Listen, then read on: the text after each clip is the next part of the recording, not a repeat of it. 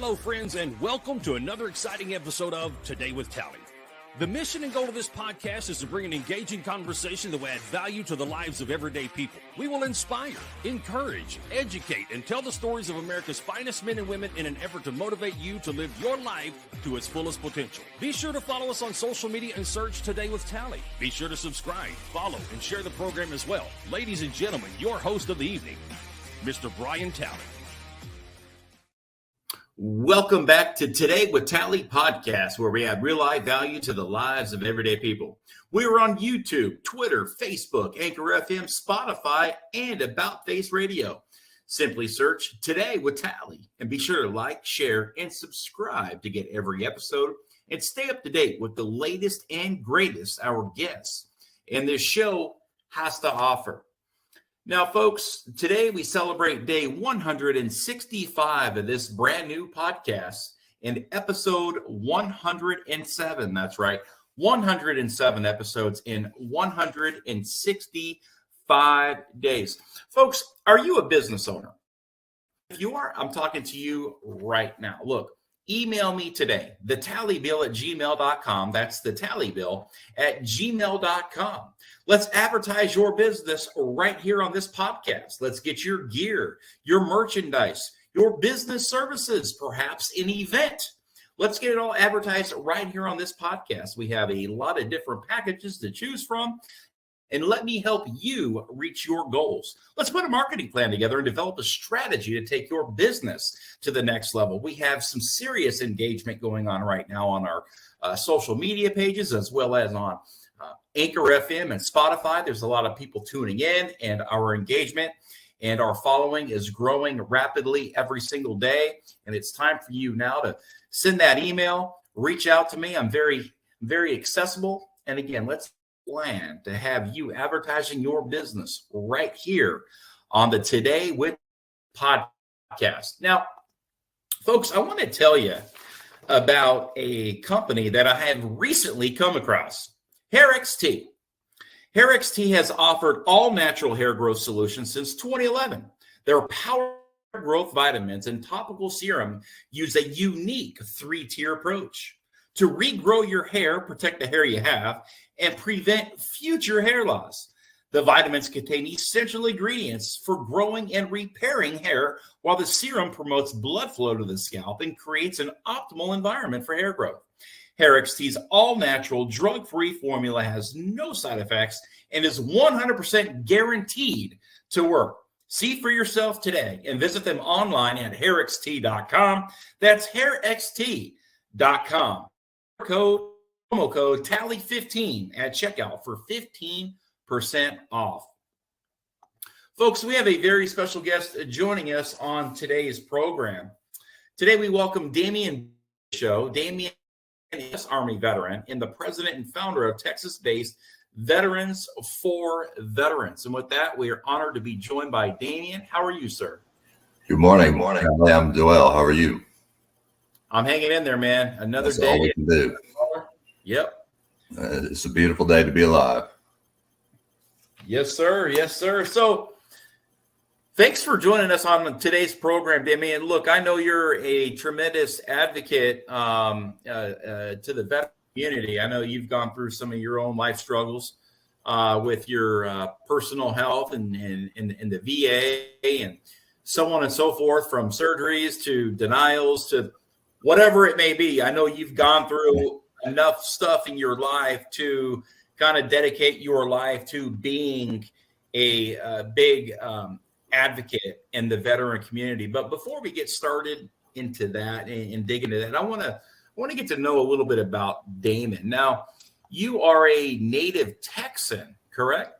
I am born and raised, born in Port Arthur, raised between Port Arthur and Houston, Texas. But I've been everywhere, Brian. So many of us have. But I love, my family, everything is here in Texas, and this is, where I am. This is what I do.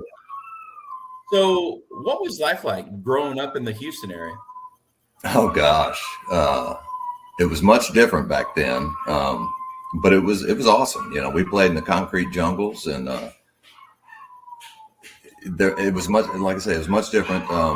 we had lots of, things to do. There was always something going on. It was a continuous, as it still is now, a growing city, thriving city. And there was so much so much adventure, so much to enjoy, and so much to as we did, get in trouble and running the streets and skateboarding through parking garages and everything else. And, it was amazing. And I still have the same friends that I made in day school and first grade. Incredible. Yeah. We have that similarity there in growing up, surfing, skating, canyons, walking the train tracks, catching crawdads, telling mom that you're going to spend the night at a buddy's house, and instead you're camping out in the canyons and in the mountains and having fun and just being a kid. Yeah, that was definitely some different times for sure back when I grew up in the 80s. Oh yeah, for sure. And I still, my best friend of 44 years is still my best friend. He's a brother, Army retired veteran. I was just with him yesterday, and I'm blessed, brother. I am blessed to be here, pre-military, military, and now after. I mean, people tell me often, you should write a book. And I said, well, I could write a trilogy. And because of the different aspects and things I went through in life. At young ages, we experienced some tragedies. When I was 11, my father was killed in front of me. And it was difficult for myself and, my sister and my best friend, because, he didn't know his dad. He looked at my dad as his dad. And so we went into drugs and alcohol, everything at a young age, and lived life on a razor's edge. It was balls to the wall or nothing at all. And I have come through that. I'm not that person anymore. I'm an open book. If people want to know, about Damian, about my past, about things I've done, you don't have to research me or, background check me. Ask me. I'll tell you what I did, how much fun I had doing it, and we'll set a time when you want to do it again. I have nothing to hide. I am who I am, and I'm proud of who I am. Every experience I went through, negative or positive, it created the man I am today. And, right. Yeah. I'm damn proud of who I am. Yeah. It's molded you into who you are. And look, I'm very sorry about what happened to you at 11. I can't imagine witnessing something so tragic and so personal and emotional. I don't even really know what to say other than I'm very sorry that you had to experience that. But obviously it has set you on a trajectory, to becoming the man you are today. And shortly after that happened, you would go through middle school and you would go through high school. What inspired you to join the U.S. Army? Actually, Brian, my grandparents, my dad's parents, helped my mother raise me. Saying I was wild is putting it mildly. We owned a vending business that my grandfather founded. And, I grew up going in bars and of all sorts, and collecting money and counting money and working on pinball machines, jukeboxes, cigarette machines, all those kind of things. And my pawpaw wanted me to have something to fall back on. And so I went into the plumbers union, local union 68. Hey, Jeff, what's happening? They're here local in mid-county. And I was a plumber for 11 years before I joined the military. And oh, wow. Sadly, yeah. And sadly, another family tragedy occurred. And before I killed a stupid person, I sold my company and joined the Army at age 28. And it was a financial and reality check for me. I went from making great money to just over 18 grand a year. And so it was a real check for me. But I will never deny, or I'm so grateful to have had my military experience and to, be a veteran. I'll never, talk bad about my military service, my issues with the VA. That's a totally different subject. But during, my time at Fort Drum, which is, where I did my entire military career, which really wasn't a career, it was 5 years plus. But, sadly, I didn't have to leave post to see the effects of training for war, Black Hawk accidents, artillery accidents, I was 31 uniform communications. I specialized in systems administration, but I was assigned to and attached to an infantry unit. I had to do everything that was expected of an infantry soldier plus my MOS. And then when they put me in the medical hold unit, we didn't have a medical hold unit on Fort Drum. And I went to the command sergeant major of the post, Command Sergeant Major Lopez. And because it was me and like 4 or 5 other guys sitting around watching paint dry and grass grow. And I'm like, oh, hell no, I'm not doing this. I'm going home and you knuckleheads ain't coming with me. And so I went to Sergeant Major Lopez and then I said, dude, what's going on? And he asked me, Damian, Bennett, I'm glad you came in. And do you know how to drive a tractor? I said, well, yeah. And he said, can you operate a bush hog? Yeah. Can you operate a batwing? Yeah. Can you ride a riding lawnmower? I said, Sergeant Major, don't make me slap shit out of you.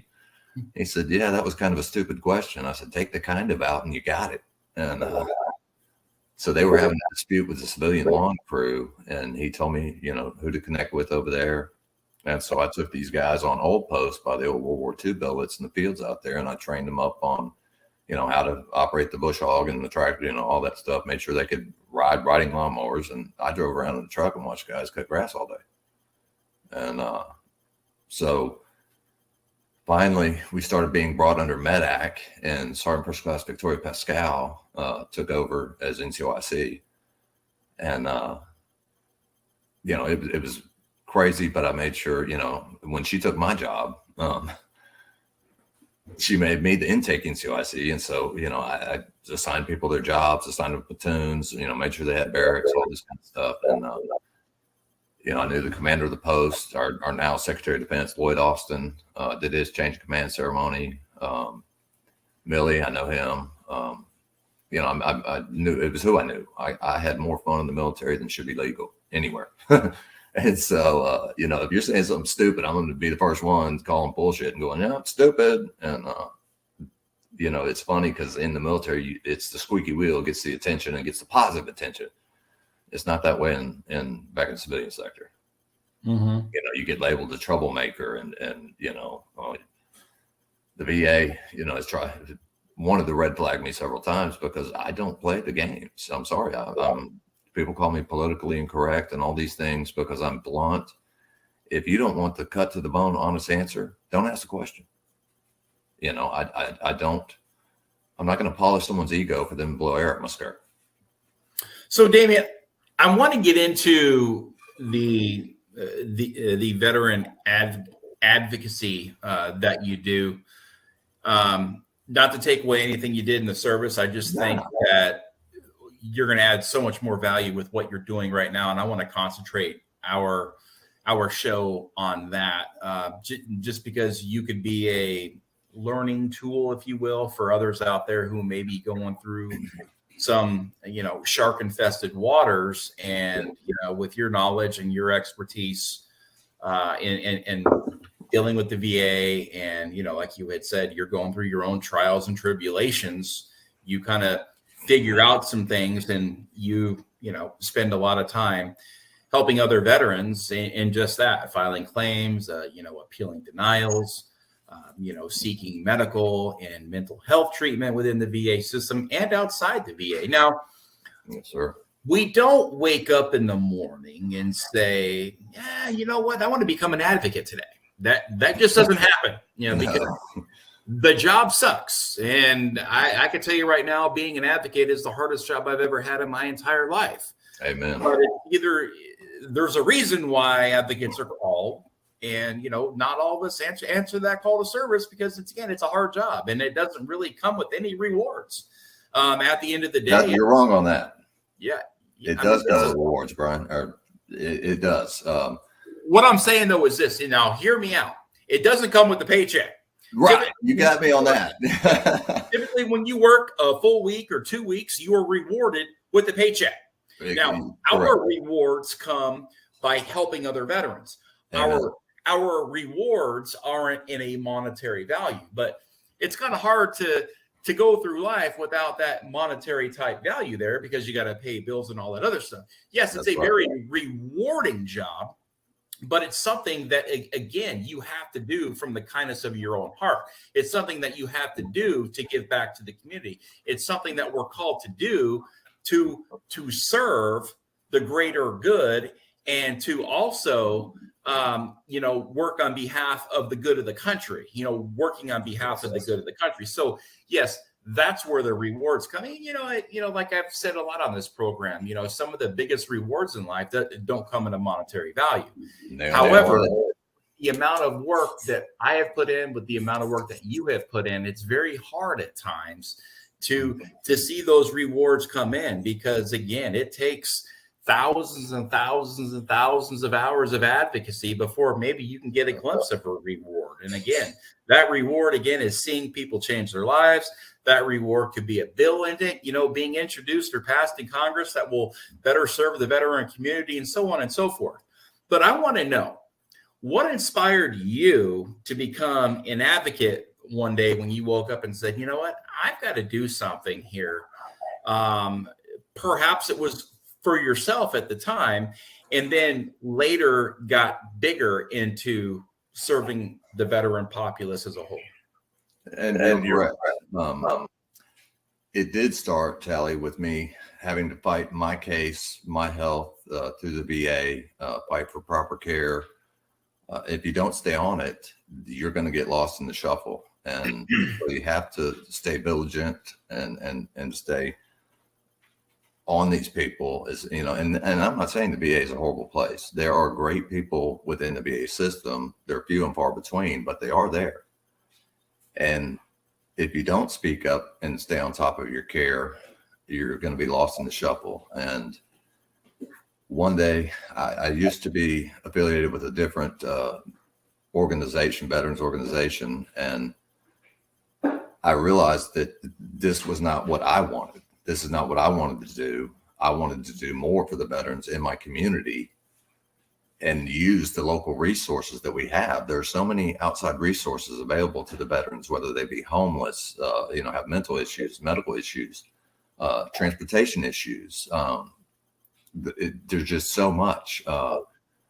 So I work with the local representatives, the chambers of commerce, city officials, state representatives, congressmen, senators. I work with veterans from anywhere, coast to coast. And,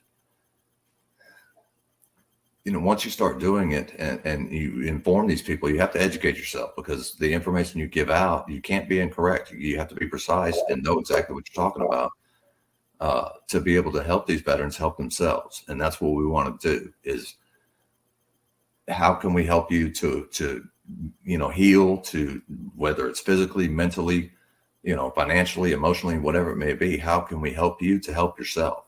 Mm-hmm. Because I know, that I was almost killed in an accident in 2016, and that I was not expected to live through. And I'm here for a reason.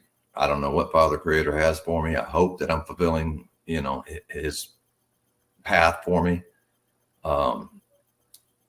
But I'm here for a reason, and this is what I do. This is what I've chosen to do. I have to take breaks, like you said. It's hours and hours and hours while I'm helping other veterans, and I'm still going through. As you know, I'm recovering from spinal fusion. You had your surgery on your neck, a month before I had my spinal fusion, and so it's a struggle every day. But as we spoke, the doing for other people from the heart with no expectation. The rewards you get from that it's just so uplifting. And so we want to bring awareness to the veterans cause and what we go through every day. There are people out there that we will listen. And my goal, I never wanted to stay Southeast Texas Veterans for Veterans. I just want to be Veterans for Veterans nationally. I pray that one day there won't have to be nonprofit organizations like mine, because the government and the VA will stand by and follow through with the promise that they've made to us. We don't want anything extra. We just want what we earned, and we shouldn't have to fight to get the benefits we've earned. Right. Now, was there something that happened to you that puts you on the path of veteran advocacy. Was there, did you have a bad experience that put you again on this road to being a co-founder of Veterans for Veterans? I was injured in the military. Like I said, I didn't have to leave post to see the effects of training for war. And it's just, I was fighting my cause, and I was seeing the injustices in the VA system.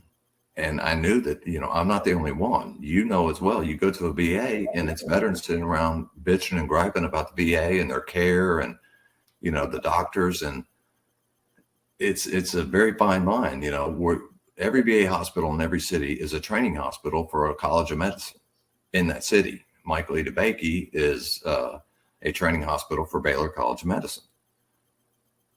We're not guinea pigs. I don't want to see an intern or resident. I want to see a doctor. I don't want to talk to a nurse practitioner. I've experienced so many times these people, putting in incorrect information. I mean, even after my spinal surgery, I still have not gotten the proper tools, the upright cane. And I just got my back brace at 6 months. This stuff should have been given to me on my discharge. And it's just holding people accountable for what they're supposed to do. Do your damn job. Why do I have to call and remind you to do your job? And which I've gotten red flagged for calling my doctor out because I have to call and remind him to fill my medication. Well, you do it every month, it's due every 30 days. So why do I have to call and remind you? It's just, they make it so difficult. There's too many people, these supervisors have supervisors, and there's just too many levels, and you bring common sense and it throws them off. Mm-hmm. I want to jump in there, Damian. Like you had said, the VA is not all bad here. Look, there's good doctors. There's doctors who could probably use a little bit more practicing, right? And Amen. Really care. And then there's the clinicians that are just punching the clock. There's great nurses. But at the end of the day, it all down on the individual VA. In my experience, it's all about the leadership at that certain VA.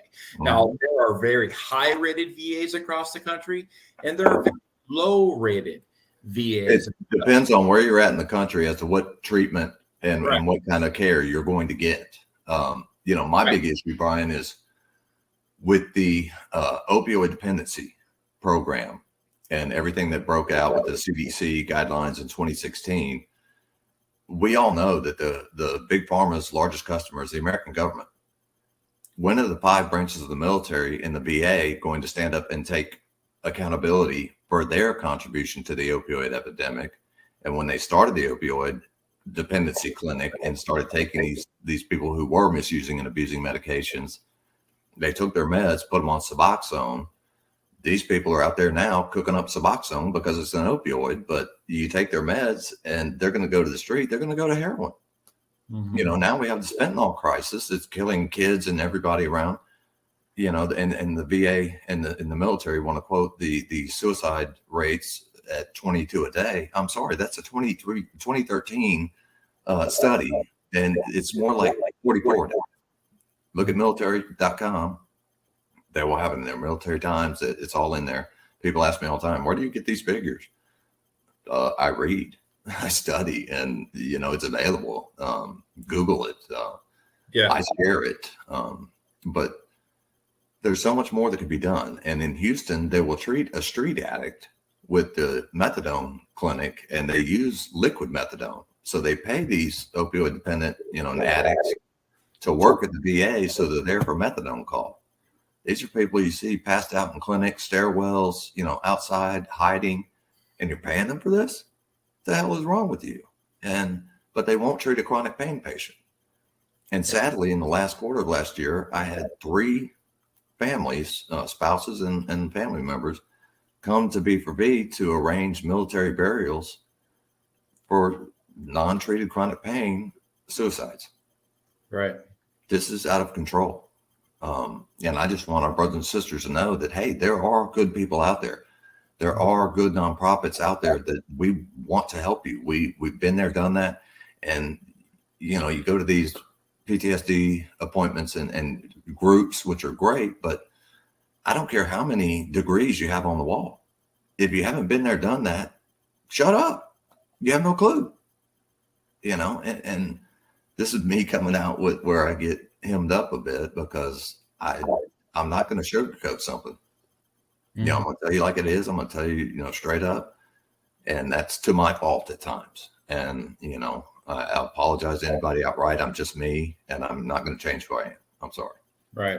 Yeah. You know, and like I was saying, it all falls back on VA leadership. You've got great leadership in some hospitals. You have very toxic and poor leadership in other hospitals. And really, at the end of the day, I don't really, with anything that goes on in the VA, I don't really have any ill will or anything toward any of the clinicians and doctors. Again, they are being led in directions that are either positive or negative. A lot of the problems, you know, within the VA lie on Vermont Avenue in Washington, D.C. at the Office of the Council, you know, as well as in the leadership floors of these hospitals. And the majority of all the leadership there, the CEOs and the directors and all that stuff, these folks aren't even doctors. These guys are just business. They're not. And it's become bureaucratic, Brian. And that's the thing.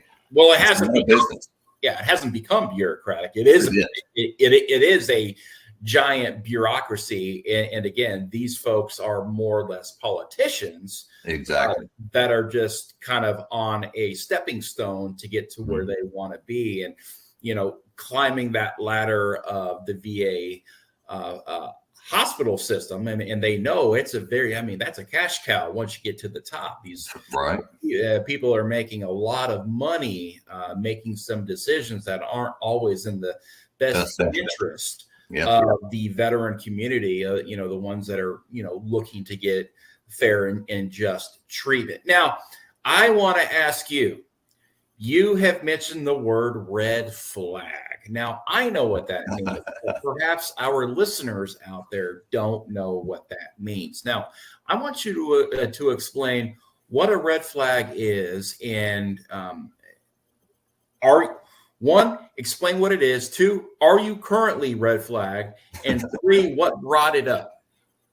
Okay, a red flag, which one of your previous guests, I can't remember her name off the top of my head. Sorry, my TBI kicks in sometimes.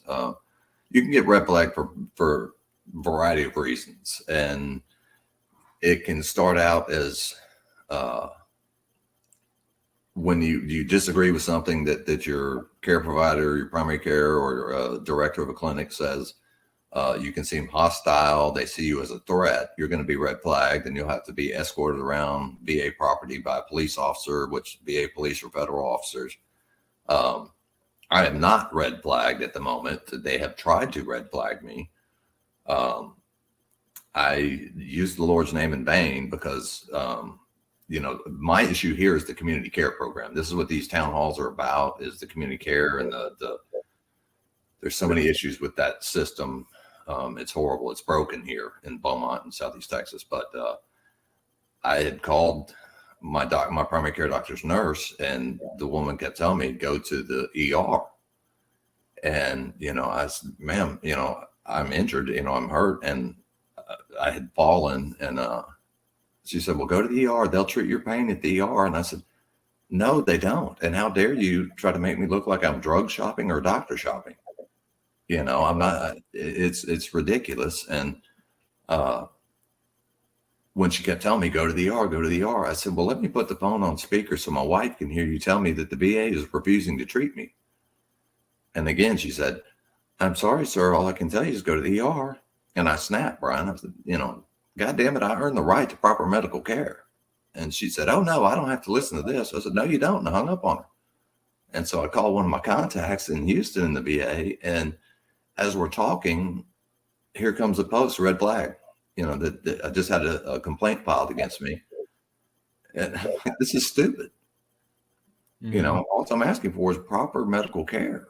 You know, it took me years. You know, I've had 37 surgeries, and this spinal fusion of my lower lumbar was the 37th. And I'm a chronic pain patient. I didn't ever misuse or abuse medications. I took them as prescribed. When they put me in the opioid dependency program and took my meds against my will, I'm surrounded by people that were misusing and abusing medications, and they're talking about relapse and all these things. And I raised my hand and said, I'm a fish out of water. This doesn't pertain to me. And so, this one size fits all, it doesn't work. We need more individualized care, and we need to be seen as human beings. I'm Damian Bennett, a veteran. I'm not B4358. If that's what we are, just put a freaking cattle tag in my ear and scan that shit when I come in.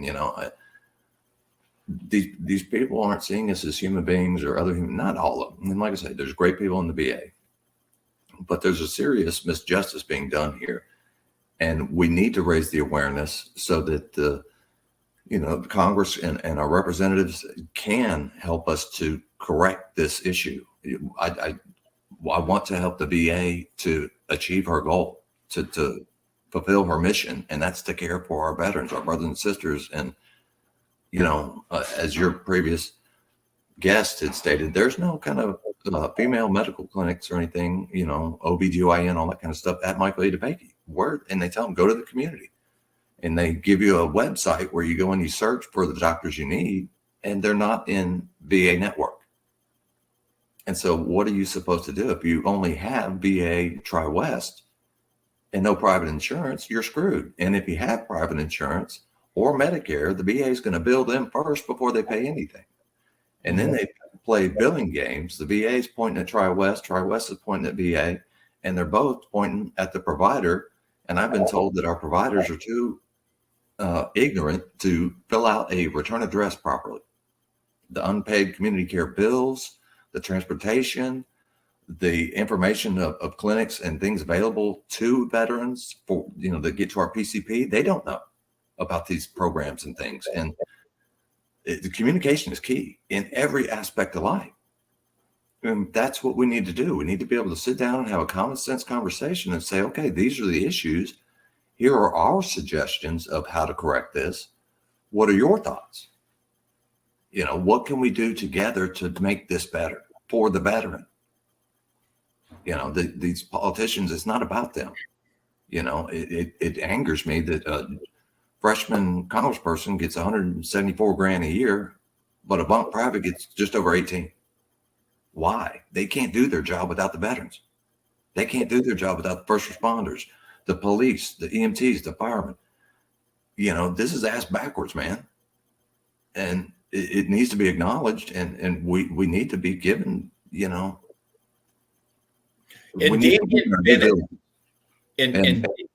in Damian Bennett's perfect world, what would you have if you were given the choice to have the VA or not have the VA? What would you choose? That's difficult, Brian, because there's so many different, ways that we could correct this. We could, give the totally disabled veterans or severely disabled veterans Medicare, paid for. Bam, it's a government, entity. And let us use the community doctors that, take Medicare. The VA says, oh, if doctors take Medicare, then they have to take Tri-West. Well, no, they don't. They can deny to go in the network because Tri-West doesn't even pay Medicare prices. Mm-hmm. And so that would be one choice. Building up the bringing things even amongst, because it's a national problem. It's not just Southeast Texas, a Houston, Texas, or a Texas issue. It's a national issue. And as we said, depends on where you are in the United States as to what treatment you get, what kind of care you get. But if it's going to be universal, then let's make it across the plane. Let's make it the same at every VA. These are the expectations. These are your obligations as far as the VA, employees and doctors and things go. Mm-hmm. They should swear an oath. Hey, I'm taking this job to care for veterans. The veteran comes first. I've got a letter from the Secretary of the VA addressed to my wife. Dear veteran, my wife's not a veteran. And it talks about they'll no longer put up with harassment and discrimination and blah, blah, blah. They're trying to make this a better environment for their employees. Well, here's an idea. Make it better for the veterans. Cut these wait times down. Don't have these guys sitting waiting, 6-7 months to get into a clinic, mental health, whatever it may be. and then be told, oh, well, we have to reschedule you. There's so many things that can be fixed.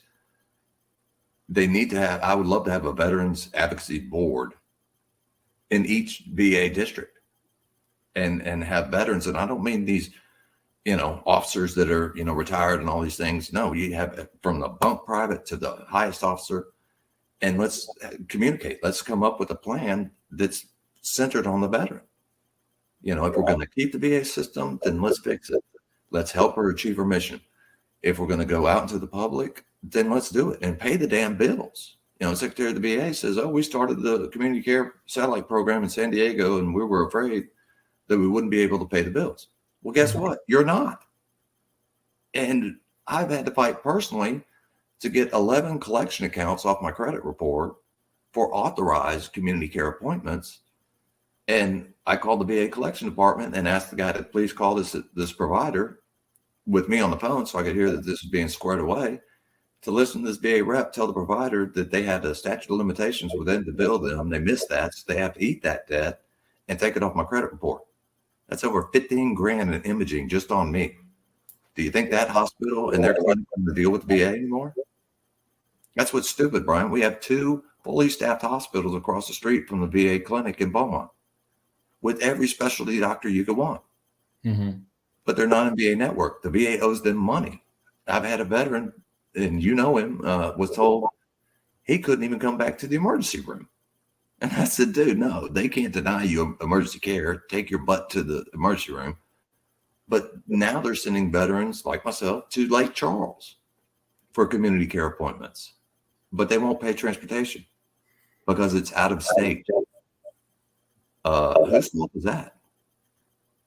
You made the appointment, but you're not going to take this handicapped veteran who needs a shuttle to get him to him from Houston or to him from Lake Charles. You're not going to pay that.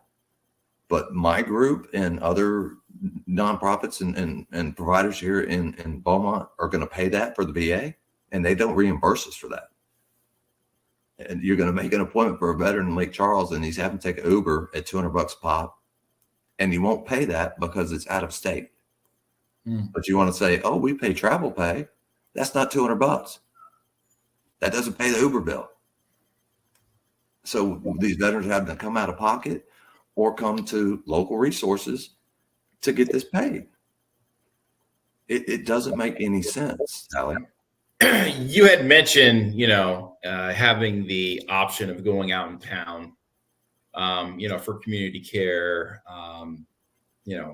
get that or fix the VA, whatever, give us some options. But what I'm seeing is that the options that are there that the VA is giving you, a lot of the times these buildings are vacant and there's nobody even there, and the addresses are not, correct. And I mean, Brian, I had an elderly couple on what's saying, but then additionally, even if you were to go out in town and get care, I'm seeing wait times even out in town crazy. I mean, our medical system here in the United States is completely overworked. Underpaid, understaffed. Well, the thing is like this.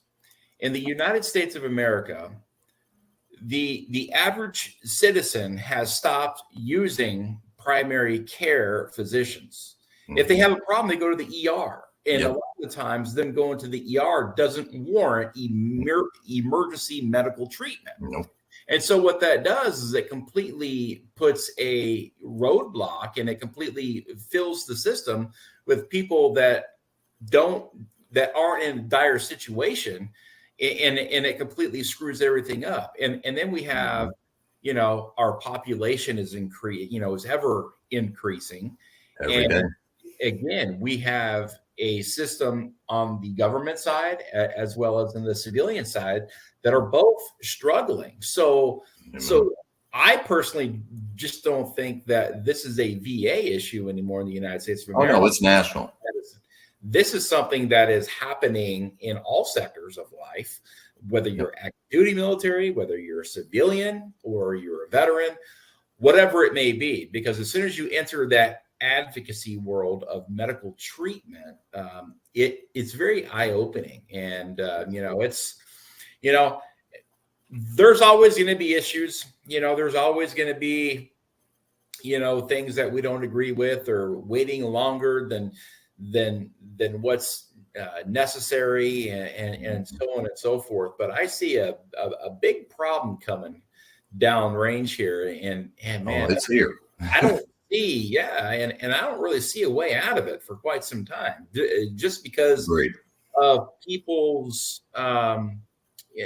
the way they receive their treatment. They feel it's as if prioritizing. Well, it's entitlement. Now, I'm not gonna wait a week to go see my doctor. I'm going to the ER. And again, it's abuse of the system. Yeah, and it's called the emergency room because it's an emergency, But the majority of the people that are using the ER it's not an emergency. Not exactly. What it does is it completely just it bogs down the system.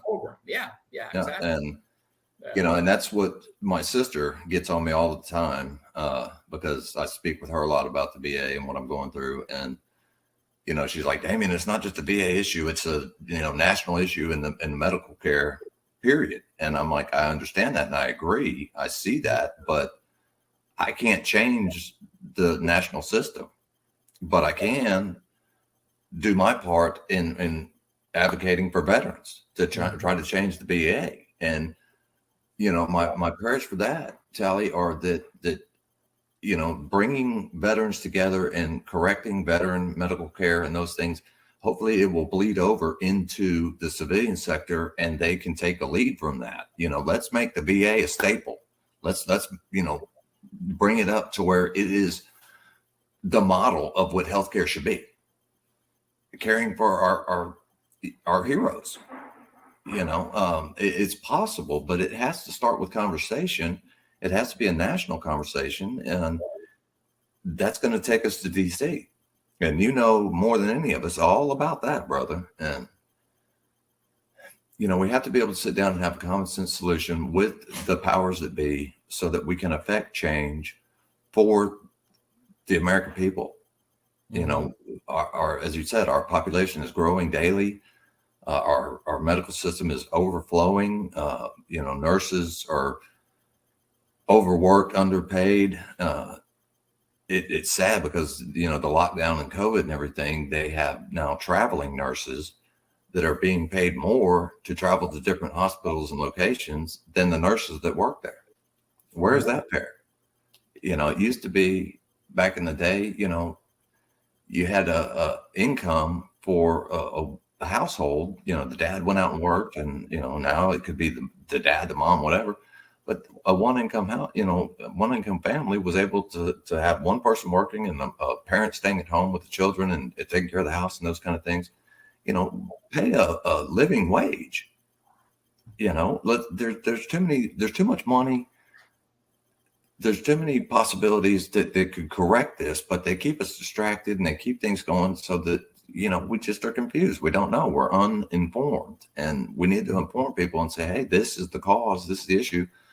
What can we do to correct this? And as you said, and I agree, it's a national issue. And we want to bring that to light through V4V, Vietnam Veterans of America, American Legion, VFW, all these places. These are charter organizations that are dying off. How are you going to continue Vietnam Veterans of America in the next 2 decades?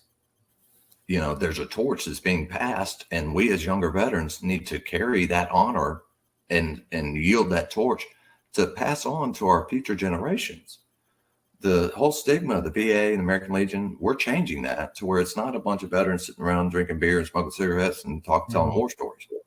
It's more family oriented now, and that's what we want. We want to include everyone and to include our caretakers, our spouses, our children. They've all served with us, and they deserve just as much care as we do. And so through this coalition that we're putting together, it's talking with our representatives, our politicians, and bringing these issues to them, and how can we fix this together? We're not here to fight. We're not here to sling mud. We're bringing this to your attention so that you can help us to correct the azimuth, and let's get this show back on the road the proper way. Yeah, no, I agree wholeheartedly with what you said about, the Vietnam veterans dying off, of course, World War II and Korean veterans. You Yep. know, those generations weren't big veteran advocates. Oh, no. They didn't get anything when they got home, and they very rarely visited the VA. And if they did, they didn't want to talk to anybody. They weren't advocating. Our generation, I think, is the generation of advocacy. Post 9/11 generation of war fighters that are coming home that have been exposed to toxins and are getting back care. In the VA, a lot of new cancers are coming out with the burn pit. And there's just so much that's going on. And I think the reason why is perhaps we have seen it as children or as very, very young adults on how the Vietnam veterans were treated. And now that we're getting up to age when we started, to see people in their 40s and 50s when we were young kids saying, these guys didn't get treated very right. I think that's what's really put this in motion. Because if you look back at the Vietnam era and where we are today, we've come a million miles in the right direction. But there's still a lot of work to do. And there will always be a lot of work to do, because as long as you're a human being living, you will have issues with anything and everything in life. So it's always a constant evolution. Right. It's always adapting and into new environments and, always there to, it's all innovation, right? You got new laws, you got new rules, you got new regulations. We're going to try this, we're going to, it's all, see how it works. Okay. It fails. Okay. Back to the drawing board. See how it works. Oh, this works. Let's stay here. There's just so much. I mean, we have 20.2 million American veterans in this country, and I think 9 or 10 million right now are in the VA system. So at the end of the day, there's a lot of veterans there that are needing care, and unfortunately, there's so many of them that do fall through the cracks. Now, you are hosting a event, your nonprofit, Veterans for Veterans, Southeast Texas Veterans for Veterans is hosting a veterans town hall that it will be addressing ethical healthcare. And this is going to be happening on Wednesday, February 22nd at the Elegante Hotel in Beaumont, Texas. Now, I want you to explain what's going to be happening at this veterans town hall. And please explain what ethical healthcare means to Damian Bennett. Well, that's where the personable healthcare would come in, having a patient-doctor relationship. It's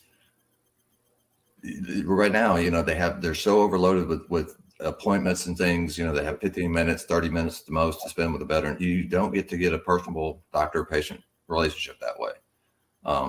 It's checking the boxes But I don't think we will, though. You got to see. No.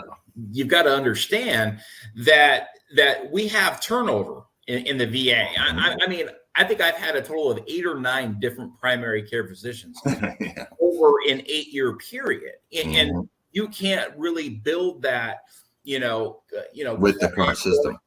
Yeah, you can't build that relationship to where they know who you are, they know what you need, they know, your pre-existing conditions, they know. You constantly have to remind them. You constantly have to advocate for yourself. You constantly have to remain fully engaged. And if you have no family, if you have a TBI, if you aren't completely there mentally, you're going to fall through the cracks. And this is where it gets dangerous. And this is where the veteran suicide train starts to come down that tracks. And, again, high turnover, veterans that don't have friends, veterans that don't have family, and veterans who are ill. And it's not always physically ill. It's mentally ill. And that's where you have the red flag policy. And that's why I'm starting to see a lot of calls coming in from veterans. I mean, I got 200 and some text messages every single every single week I am bombarded. I try to reach back out to everybody. I mean, my phone's always blowing up. My private messages are always blowing up, but that's what I do. I give back to the veteran community. They look at me as a beacon of hope. And so I'm there to at least offer some sort of words of wisdom, or, some recommendations that they could possibly go to for help. And just be there as an ear, because there's a lot of people out there that are struggling and that are hurting.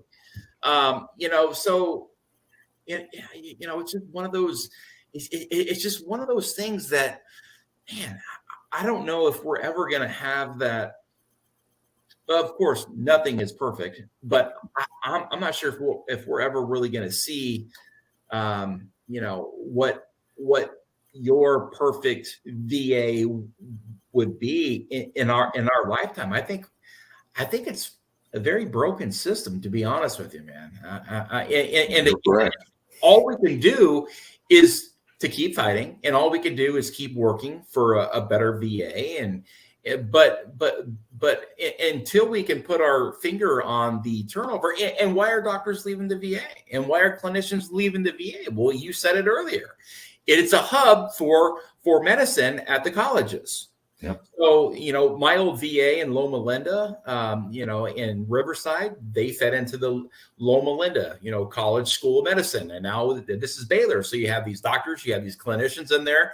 They're learning. And then guess what? They go out to the civilian sector and they start making 10 times the amount of money. Exactly. Now we're backfilled with another student. Yep. And, that's the evolving bureaucracy right there, is that we are training grounds. For our nation's doctors and clinicians and nurses. And at the end of the day, do veterans deserve that type of health care?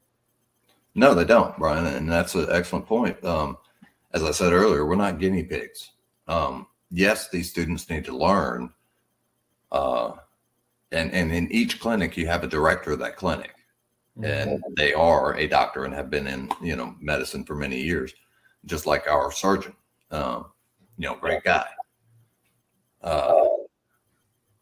But it's constantly evolving, and we need to evolve with it. We need to work with the higher officials to help the veterans to get access to the mental care, the medical care.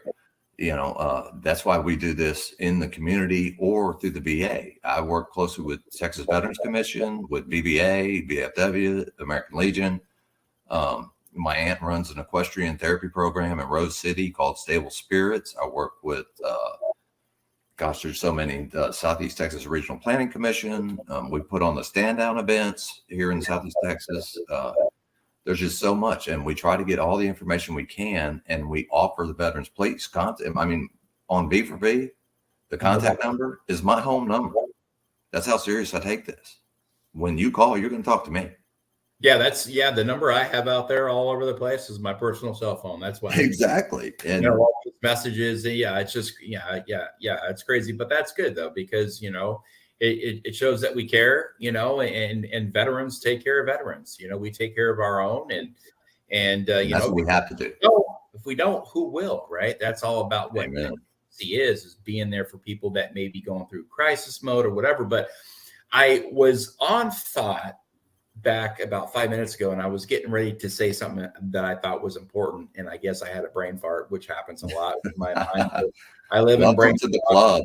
Yeah, to being over medicated for too many years, and it does screw up one's cognitive ability to say what I want to say. That's why I'm always taking notes. I always take notes. But what I was going to say, there has been an increase in my messages lately of veterans that are, I don't know if it's paranoia, but it's alarming to know that the amount of VA police officers that they're hiring right now at all of our VA clinics in hospitals across the country. And again, you mentioned this red flag. Now, I've never been associated with anything like that, and I knew about it.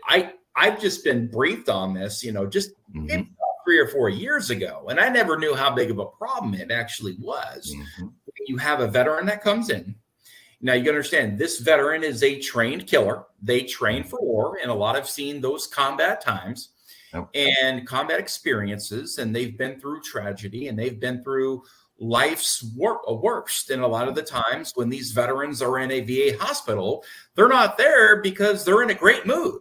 They're not there because they're having a great day. They're there because they may be going through a crisis. They may be in a lot of pain. They need to be seen.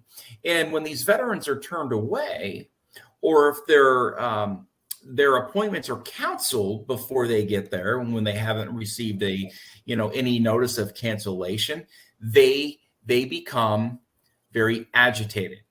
And what this veteran will do next will end up triggering the VA police to come. That is, I've seen it. Speak, with a loud tone to the clinic staff, or some F-bombs getting tossed and thrown around and stuff like that. But what the VA has got to understand is that they need to understand who their base is. And their base is a population that is an at-risk and vulnerable population. And in my opinion, you can't treat veterans who are an at-risk and vulnerable population with police. No. You need to have a lot of mental health providers in there. So if a veteran is having a crisis moment in the VA, instead of you arresting him and putting a red flag on him or her chart or whatever it may be, why doesn't that mental health professional pull that person into an office and say, let's sit down, let's have a discussion. I know you're angry. What can I do to help? We need to increase that. Perfect world. That's a great place to start, because you can't berate the veteran and discipline them, because that's why they're there. They are there for help. And when you turn that help away, they get angry. Well, that's part of their sickness. And that's natural. And that's the thing, Brian. I've personally witnessed part of their sickness. That's why they're there. So it could be a PTSD trigger. It could be whatever it may be. So they're there trying to get help. And when you put police officers in front of these people, all it's going to do is it's going to agitate them more, because now they say, whoa. They see it as a confrontation. Right. And so now you're calling the police on me. I didn't do anything wrong here, dude. You canceled my appointment. Yep. And so that's what I'm seeing a lot of right now. And again, I've never had any of that type of experience personally, but I have hundreds of veterans that have reached out to me and have said that is the biggest disappointment that they have seen in the VA lately. Well, I mean, from personal experience, Brian, I've been sitting in the VA, and this was after my surgery, and I was in my wheelchair. My wife was pushing me to the checkout counter so I could, check out and leave. And there was someone in front of me, and it was a veteran and his wife. And the veteran was having a breakdown moment and came to the clinic for mental health. And I listened to the clerk tell him that they don't take walk-ins for mental health, but he has an appointment in November. They could see him then. And so the veteran, he got upset before he blew up. He walked out of the VA. Mm-hmm. And the wife was just dumbfounded, and I interrupted, and I said, ma'am, please, can I give you this? And I gave her my cards, and I told her, I said, look, he's not going to get any help here. He's going to go back there and talk to a social worker or some kind of therapist, and it's just going to make him angrier. And I said, these are my cards. This is what I do. Please have him call me. And the next day he did. Mm-hmm. And there you have it, folks. Just being available, just making yourself available to those who need can make all the difference in the world, like Damian said. All that veteran wanted was for someone to listen to him, to hear him out. You never know what somebody may be going through. So to make yourself available, and that's a godly thing as well. Make yourself available. You never know who you may impact, the lives you may touch, the lives you may impact. Again, for a simple conversation for somebody that may be going through some tough times and some challenges in their life. Folks, if you want to connect with Damian, feel free to do so. I know he's got a Veterans Town Hall coming up. You can go RSVP to that event today at TexasVeteransTownHall.com. That's TexasVeteransTownHall.com. Now, Damian, I want to thank you for joining us today. We sincerely appreciate everything you have done and continue to do in the military and veteran community. Your service, sacrifice, and dedication to our great nation is truly admirable. Folks, remember to stay inspired, stay encouraged, stay motivated, and always stay in the fight. Until next time, for Today with Tally, this is Brian Tally. Good night.